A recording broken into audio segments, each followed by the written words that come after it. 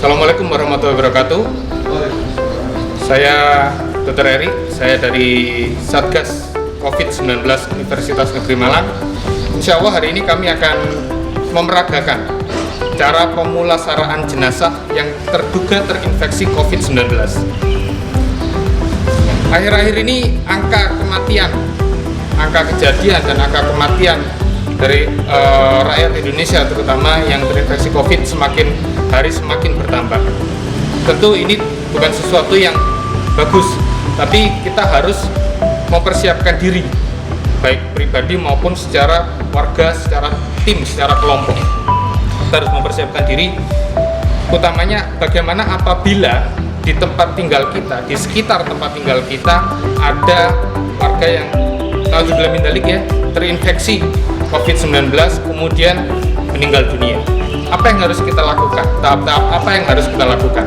Hari ini kita akan sama-sama belajar mengenai itu, bagaimana cara memulasarkan jenazah yang diduga terinfeksi COVID-19. Terima kasih. Hal pertama sebelum kita memulasarkan jenazah adalah kita harus menjaga higienitas. Kita harus menjaga kebersihan dan kemudian nanti lanjut menggunakan alat pelindung diri. Baik, tahap pertama adalah kita lakukan tahapan cuci tangan. Jadi cuci tangan 7 langkah. Yang pertama kita ambil sabun dulu.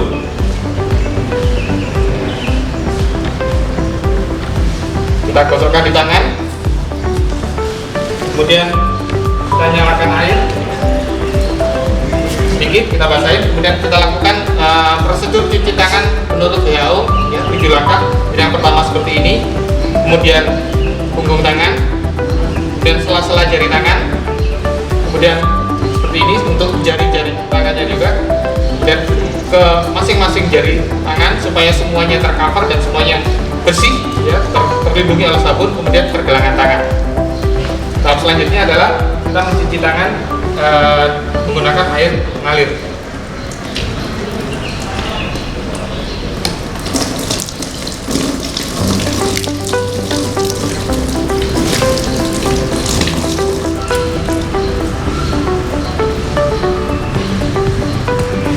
Setelah selesai, tangan saya sudah bersih dan saya siap menggunakan alat pelindung diri. Untuk proses pemulasaraan jenazah, alat pelindung diri yang digunakan adalah alat pelindung diri level 3. Alat pelindung diri yang sama yang digunakan oleh rekan-rekan sejawat kita di rumah sakit. Terdiri dari apa saja? Bisa dilihat di sini, kita menggunakan masker N95, masker yang untuk level 3 ya. Kemudian kita menggunakan handscoon, menggunakan nurse cap atau penutup rambut kepala. Kemudian kita menggunakan baju yang langsung menutup seluruh tubuh atau disebut dengan hazmat. Kemudian ada face shield, ada sarung tangan karet yang tebal, dan kita nanti terakhir menggunakan apron. Tahap pertama dan ada sepatu. Tahap pertama kita menggunakan masker N95 dulu. Jadi masker N95 ini seperti ini bentuknya. Kita tempelkan di mulut ya, jadi menutupi hidung dan menutupi rongga mulut. Yang ada bagian hitamnya atau ada bagian besinya itu terletaknya di atas. Kemudian tutupkan talinya ke kepala belakang dan ini juga. Sampai menutup rapat. Tahap kedua kita menggunakan sarung tangan karet, hand gloves. Tidak harus menggunakan sarung tangan yang steril. Karena kenapa? Karena nanti pada proses pemulasaraan jenazah kita menggunakan larutan klorin untuk membersihkan, baik membersihkan kita maupun membersihkan jenazah. Sarung tangan karet digunakan di kedua tangan.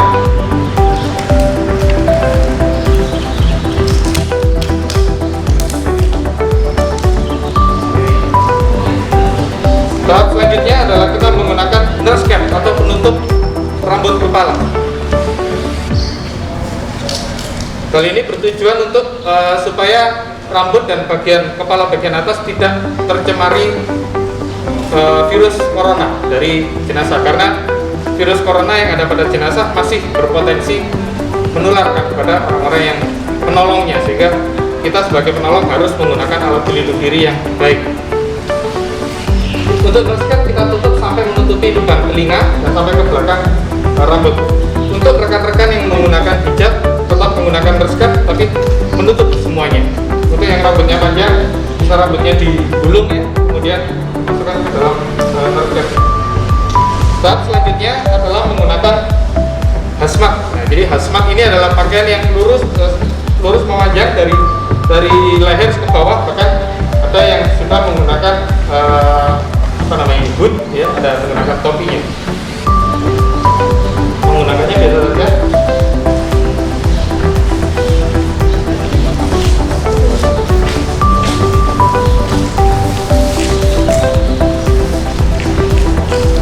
Ada hazmat yang ujung kakinya berlubang, ada juga yang ujung kakinya tertutup seperti ini. Tidak menjadi masalah, kedua-duanya boleh dan boleh digunakan. Dan masukkan setelah kedua kaki, masukkan kedua tangan. Ada satu tips di sini untuk hazmat bisa dilubangin di bagian dekat pergelangan tangan ya, dilubangin supaya jempol bisa masuk seperti ini. Mungkin bisa juga jempol bisa masuk, sehingga nanti pada saat melakukan aktivitas kain dari hazmat ini tidak tertarik ke belakang, sehingga kita tetap terlindungi. Masukkan satu lagi.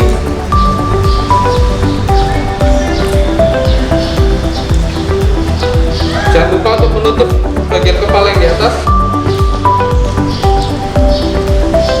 Kemudian resleting diturut sampai ke leher.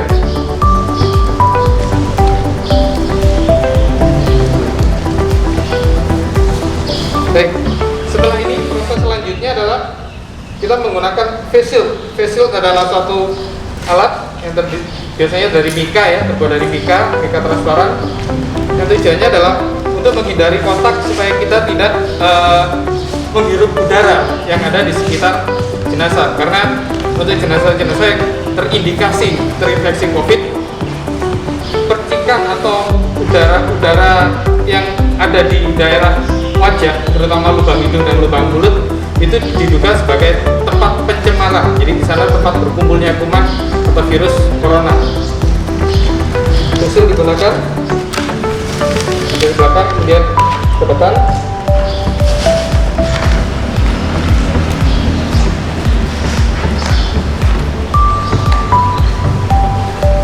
Selanjutnya setelah face shield digunakan adalah menggunakan rubber glove atau sarung tangan karet.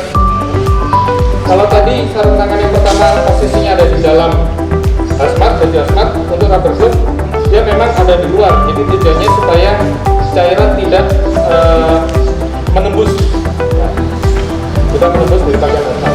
Rubber glove ini kita sarankan menggunakan karet yang berbahan karet tebal seperti ini. Biasanya rubber glove ini biasa digunakan oleh rekan-rekan yang mengerjakan seperti sampah atau limbah seperti itu.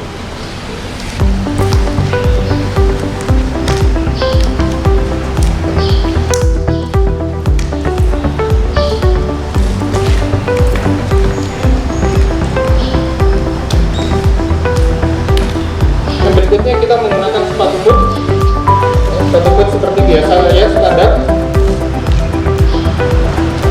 Seluruh kaki masuk ke dalam sepatu boot.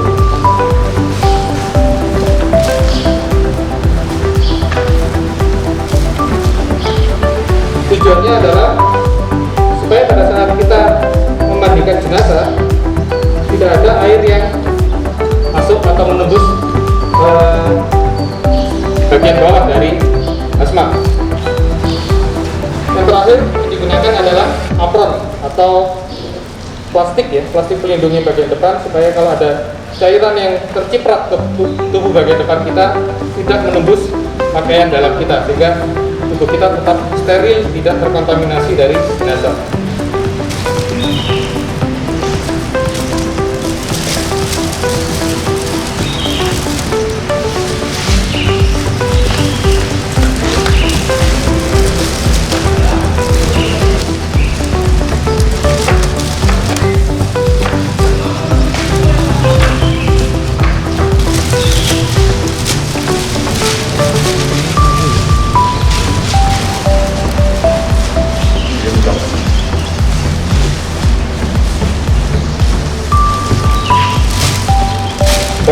Kemudian ini APD yang dipergunakan, APD level 3 ya, setara dengan APD level 3. Dengan begini kita siap untuk memulasarkan jenazah. Terima kasih. Baik, tahap selanjutnya adalah untuk membungkus jenazah. Jadi untuk jenazah-jenazah yang terindikasi terinfeksi oleh COVID adalah suatu yang tidak diperbolehkan kita untuk kontak langsung dengan jenazah tanpa menggunakan alat pelindung diri. Misalnya, ini kita menggunakan manekin di sini. Misalnya ini adalah jenazah, maka bagian dari jenazah yang harus kita tutupi karena menjadi tempat sumber penularan virus corona adalah bagian wajah, terutama lubang hidung, lubang mulut, dan kalau jenazahnya masih berpakaian lengkap, hanya bagian wajah saja yang perlu ditutupi. Cara menutupinya seperti ini. Jadi kita menggunakan kapas gulung, yang kemudian kapas ini dibasahi dulu, dibasahi dulu dengan air yang sudah mengandung klorin. Jadi kita siapkan dulu satu bak air yang sudah mengandung klorin 0,5%. Bagaimana caranya membuat? Patokannya kalau misalnya larutan klorin seperti larutan pembersih lantai, larutan pembersih rumah tangga, itu satu botol itu biasanya isinya bisa digunakan untuk 10 liter air ya. Jadi dicampurkan dengan perbandingan 1:10. Jadi satu botol dengan 10 liter air. Jadi ini sudah ada gayung yang berisi air yang mengandung klorin. Kemudian kapas ini kita masukkan, kemudian kita tiriskan sedikit saja karena kita tetap berharap ada cairan klorin di dalamnya. Kemudian kita tutupkan bagian wajah. Sangat tidak dianjurkan untuk membersihkan terlebih dahulu atau menyentuh atau bahkan menekan-nekan bagian wajah, karena dikhawatirkan itu bisa memicu keluarnya udara dari lubang yang ada di bagian wajah. Jadi kita tutupkan begini. Masih untuk posisi jenazah yang ada di rumah, maka yang harus kita siapkan adalah cukup tutup bagian wajahnya dan kita bungkus dengan plastik untuk nantinya kemudian dievakuasi menggunakan ambulan atau kendaraan dari rumah sakit.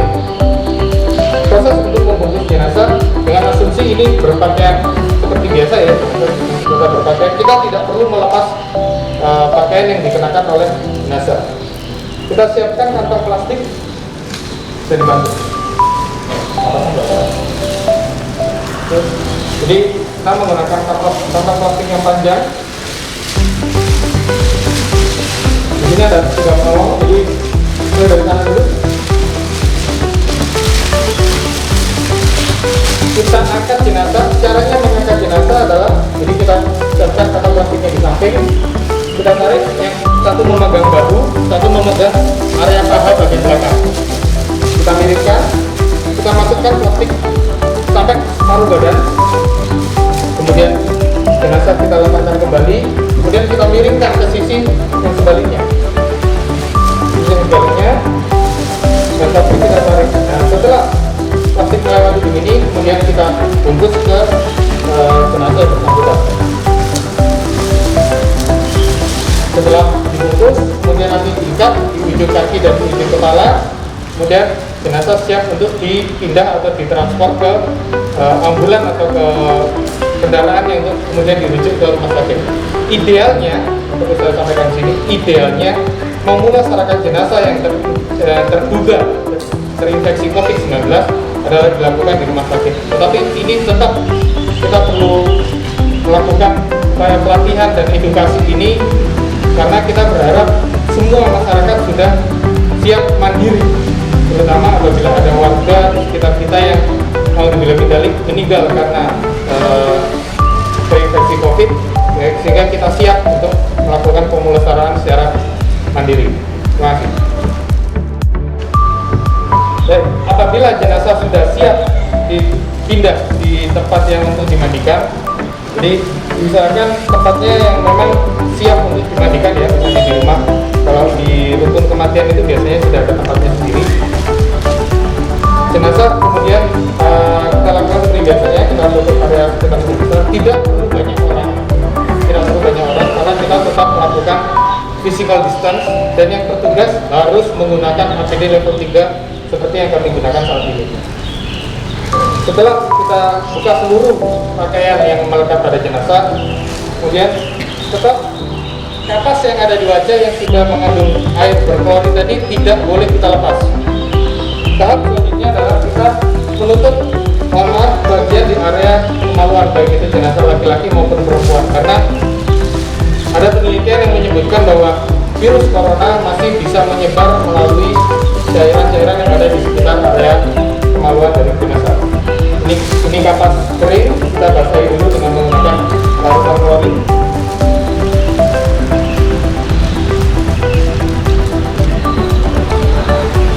Sama seperti tadi, tidak harus sampai menetes-netes, yang penting dia lembab, karena tujuannya supaya virus tidak bisa menembus dan kita tentukan di daerah kemaluan dari jenazah. Setelah ini tahap berikutnya adalah memandikan jenazah. Jadi memandikan jenazah kita menggunakan larutan klorin seperti tadi ya. Jadi dengan perbandingan 1:10 larutan klorin seperti biasanya merek apapun yang ada di pasaran. Jadi saya kira tidak sulit untuk mencarinya. Dicampur dengan 10 liter air, maka terjadi perbandingan 1:10 dengan konsentrasi 0,5 larutan klorin, 0,5%. Kemudian larutan klorin disiramkan ke tubuh jenazah. Silakan. Kita siramkan ke seluruh bagian dari jenazah, mulai dari ujung kepala sampai ujung kaki. Yang diperhatikan di sini tidak diperlukan upaya menggosok atau menekan-nekan atau bahkan menyentuh jenazah. Jadi cukup disiramkan saja. Cukup disiramkan, pastikan menyiramkannya rata mengenai seluruh bagian dari jenazah.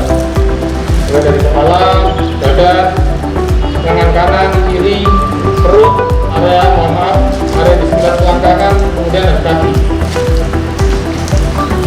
Bagian punggung bagaimana? Nah, nanti ada setelah kita membilas bagian depan, kita akan membilas bagian punggung dengan bantuan penolong, karena itu diupayakan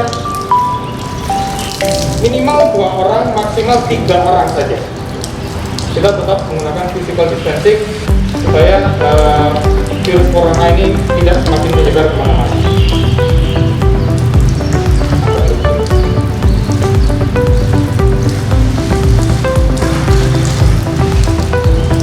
Air yang digunakan ini setelah menyiram jenazah boleh langsung dibuang ke saluran pembuangan air seperti biasa rumah tangga. Maaf buat itu ya, itu boleh langsung dibuang ke sana.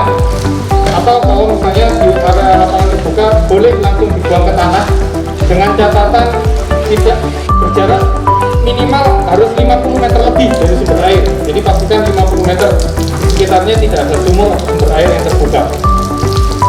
Boleh langsung buang.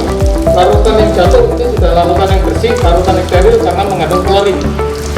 Setelah kita menyiram jenazah dengan larutan klorin, tahap selanjutnya adalah kita membilas tubuh jenazah dengan air yang bersih. Jadi tahapan pertama adalah kapas yang menempel di bagian wajah dan di bagian kemaluan kita ambil, kemudian kita buang ke tempat sampah. Diusahakan tempat sampah tanpa kita kontak tangan. Jadi menggunakan sampah hijau seperti ini dan langsung kita buang saja. Nanti dibuang ini di treatment seperti sampah medis, jadi langsung diantarkan ke rumah sakit. Tahap selanjutnya, karena ini masih banyak larutan klorinnya, setelah itu kemudian kita bilas dengan air bersih yang mengalir.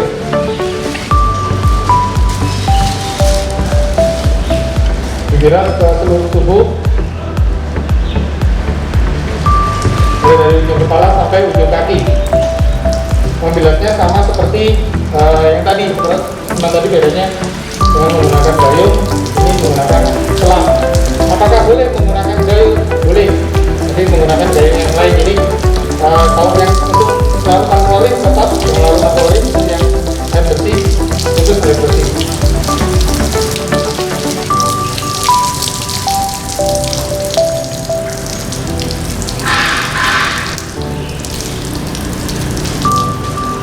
Pembilasan menggunakan air bersih dilakukan pada seluruh permukaan jenazah, tubuh jenazah, baik di depan maupun di belakang.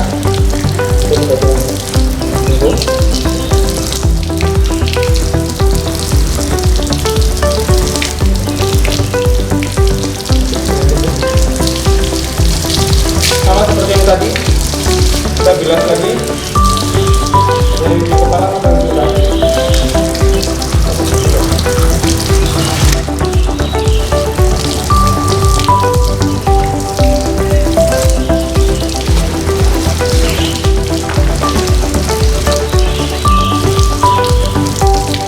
Setelah selesai, kita lakukan pengeringan. Kita di sini menggunakan kapas seperti kapas yang tadi, tapi yang kering. Kita keringkan tubuh jenazah menggunakan kapas yang ada ke seluruh tubuh. Ingat, tidak perlu menekan-nekan, cukup diusapkan saja. Diusapkan saja, yang penting tubuh jenazah sampai kering seluruhnya.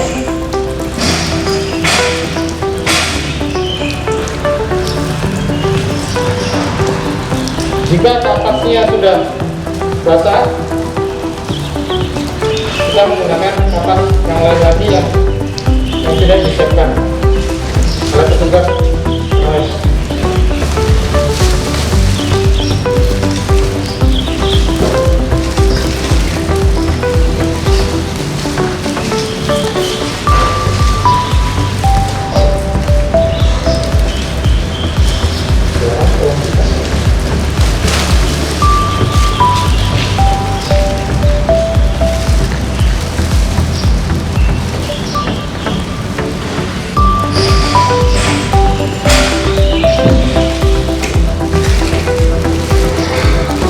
Setelah dilakukan pengeringan pada tubuh jenazah, permukaan tubuh jenazah bisa dianggap steril.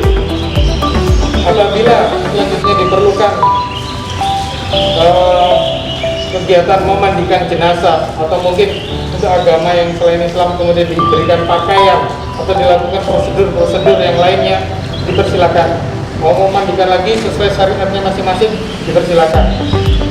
Sebelum lanjut ke proses yang selanjutnya.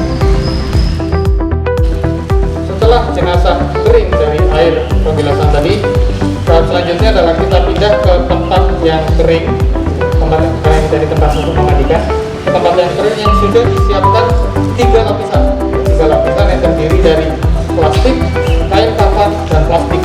Jadi khusus untuk jenazah yang terinfeksi COVID-19, perbedaannya pada jenazah pada umumnya adalah dia dibungkus menggunakan 3 lapisan. Yang biasanya hanya langsung kain kafan. Di sini kita menggunakan lapisan plastik, kain kafan, dan plastik.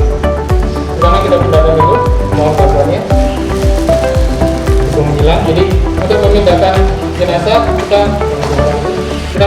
menggunakan 3 penolong, yang tangannya saling bersilangan di belakang. Kemudian kita angkat aba-aba dari saya. 1, 2, 3 diangkat dalam menyangkut. Kita angkat pelan-pelan, kita menghormati jenazah. Kita letakkan 1, 2, 3. Kita letakkan pelan-pelan. Setelah di sini, kemudian jenazah siap untuk dilakukan pembungkusan dengan plastik dan kain kafan. Tahap terakhir dari pemulasaraan jenazah adalah dengan membungkus jenazah menggunakan plastik dan kain kafan. Jadi setelah tadi jenazah dikeringkan, kemudian jenazah dipindahkan ke tempat kering yang alasnya sudah kita siapkan sebelumnya, supaya kita tidak terlalu repot nantinya. Maka proses selanjutnya adalah pembungkusan. Orang kedua sana. Jadi yang tahap pertama adalah kita membungkus dengan plastik. Menggunakan plastik apa saja boleh, yang penting lebarnya cukup. Jadi menutup hingga sampai melewati seperti ini, sampai melewati bagian yang sisi sebaliknya. Setelah plastik pertama, tidak perlu diikat dulu, cukup diputar-putar di bagian kepala dan kaki. Tahap selanjutnya adalah dengan menutup kain kafan. Begini. Dengan kain kafan sama ditutupkan di bagian atas juga ada tertutup semuanya rapat. Dan yang terakhir adalah menggunakan plastik kembali.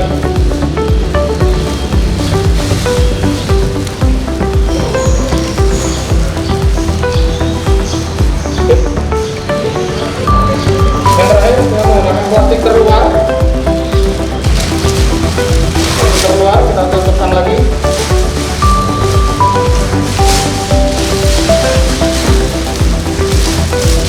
Di sini diperlukan bantuan dari orang ketiga, yang tujuannya adalah untuk mengikat seluruh rangkaian dari plastik dan kain kafan ini di bagian kepala dan bagian kaki.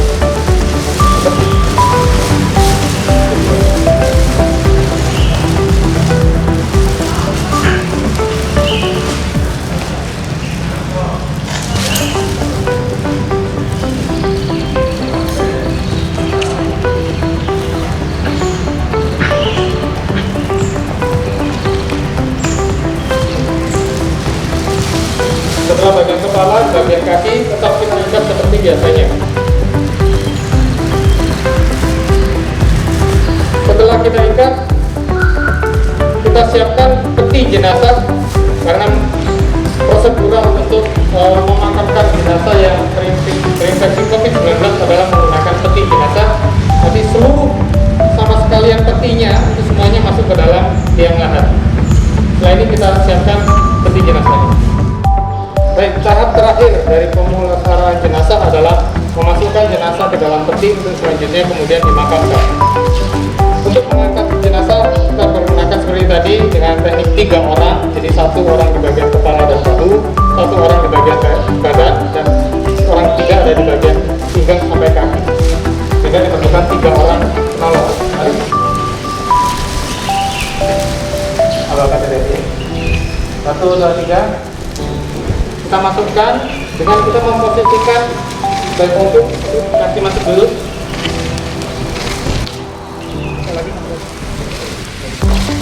Dengan jenazah menghadap ke arah kanan. Jenazah menghadap ke arah kanan. Kemudian nanti kalau misalnya diperlukan ada diberi tanah, biasanya diberi tanah di dalam peti jenazahnya dipersilakan. Biasanya ada untuk sebagai bantalan kepala, kemudian untuk penyangga supaya tubuh jenazah tidak jatuh sepenuhnya ke arah kanan karena idealnya dalam miring ya, itu diperkenankan. Setelah jenazah kita masukkan ke dalam peti, yang harus dilakukan tahap terakhir, paling terakhir adalah mengunci peti. Jadi kita tutup kemudian kita paku di peti. Tujuannya adalah supaya peti ini tidak terbuka. Sekali lagi saya tekankan di sini, jangan sampai membuka peti kembali jika jenazah sudah ada di rumah duka atau di area pemakaman. Untuk orang-orang yang mengantar jenazah di area pemakaman atau petugas di pemakaman tidak perlu menggunakan APD seperti kami, cukup menggunakan APD level 1 yang terdiri dari masker wajah dan sarung tangan karet, ya, hand gloves dan masker wajah, dan perlu physical distance, ya, minimal jarak 1 meter antar person atau orangnya. Semoga dengan ini bermanfaat. Proses pemulasaran jenazah sudah selesai, sudah dilakukan untuk keluarga yang mendampingi, sudah dilakukan bersama dan selanjutnya. Untuk proses video selanjutnya adalah proses pelepasan APD. Sekian, terima kasih. Setelah proses pemulasaran selesai, petugas kembali ke tempatnya, kembali ke tempat tadi dimandikan jenazah, kemudian saling membersihkan dengan cara menyemprotkan.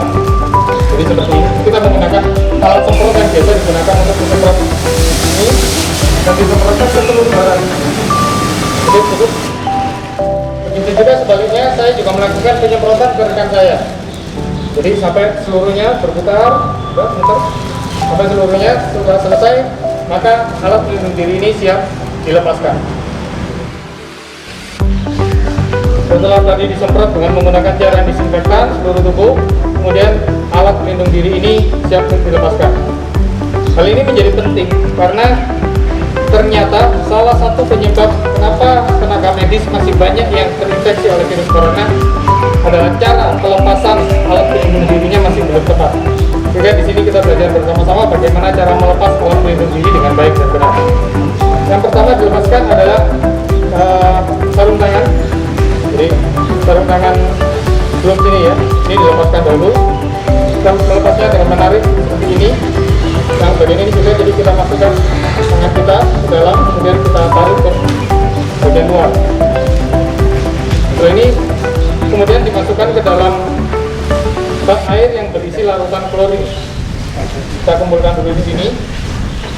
Dan selanjutnya adalah melepas face shield. Jadi tadi setelah hand glove, sekarang face shield kita lepaskan. Nanti juga masuk ke dalam larutan klorin.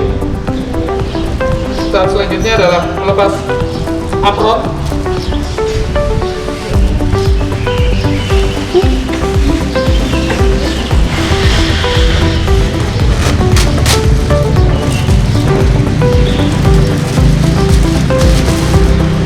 Untuk apron bisa langsung dibuang ke tempat sampah medis untuk apron. Jadi ada APD yang bisa dicuci kembali dengan menggunakan larutan klorin, ada yang harus dianggap sebagai sampah medis. Salah satunya adalah apron plastik. Kemudian melepas sepatu boot, melepas biasa saja.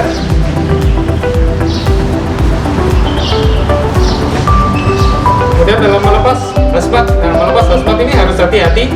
Kita tidak boleh menyentuh hazmat bagian dalam, karena asumsinya tangan kita masih punya resiko untuk tempat penularan virus corona. Jadi harus menyentuh bagian luarnya saja. Seperti saya beri contoh salah ya, seperti ini, itu adalah contoh yang salah. Jadi menariknya harus seperti ini. Untuk tudungnya adalah ditarik ke belakang, jadi tidak boleh menyentuh bagian muka. Menyentuh ke belakang begini, kemudian dilepaskan lubang jempol yang ada di tangan, kemudian ditarik ke bawah. Jadi minimal kontak dengan tangan, minimal kontak dengan pakaian saya yang ada di bagian dalam.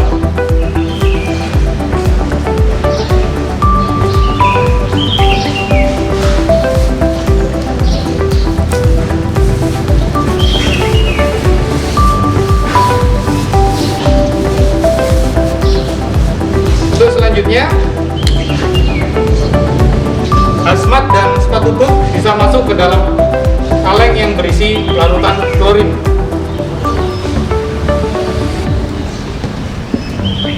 Kemudian tahap selanjutnya adalah melepas penutup rambut, ya, melepas penutup rambut ini ke dalam sampah medis. Kemudian melepas masker N95.